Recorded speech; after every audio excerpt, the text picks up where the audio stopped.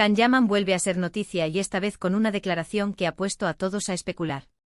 Sí, el galán turco ha soltado una bomba, nadie puede amar como yo y claro, la sombra de Demet Özdemir planea sobre toda esta historia. Vaya salseo nos trae el señor Yaman. Vamos a ver, ¿qué se trae Can con esta afirmación tan rotunda? Porque para ser honestos, si hay una relación que ha dado para hablar en los últimos años, es precisamente la suya con Demet. ¿Será que todavía le duele la ruptura? ¿O es una forma de decirnos que él es el rey del mambo del amor y que nadie se le compara?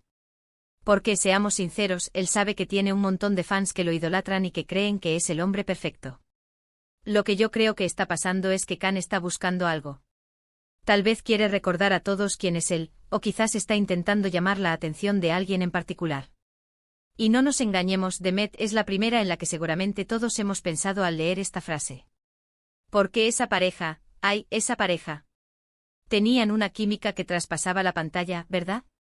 Se les veía tan enamorados, tan compenetrados, que muchos pensábamos que lo nuestro era para siempre. Pero ya sabemos cómo son estas cosas en el mundo del espectáculo. Un día están por las nubes y al siguiente, zas, adiós muy buenas. Y justo después de que se separaran, empezaron a salir rumores de que quizás las cosas no habían terminado tan mal como parecían. Que si se veían a escondidas, que si se mandaban mensajes, todo muy misterioso. Y ahora sale él con esta frase. Nadie puede amar como yo. Suena a despecho, ¿no creéis? Como si quisiera decir, miren lo que se perdieron, porque nadie les va a dar el amor que yo doy. O quizás es pura autoconfianza, que también la tiene a raudales, eso no se lo podemos negar. El hombre sabe lo que vale. Muchos dicen que esto es solo una estrategia para generar expectación antes de algún nuevo proyecto. Y no lo descarto porque a veces para vender hay que dar de qué hablar. Pero yo personalmente me inclino a pensar que hay algo más. Que quizás Can todavía tiene sentimientos por Demet y está intentando comunicarse con ella de una forma un poco peculiar. Imagínense la escena. Demet leyendo esto en alguna revista o en redes sociales. ¿Qué pensará? ¿Se reirá? ¿Se enfadará?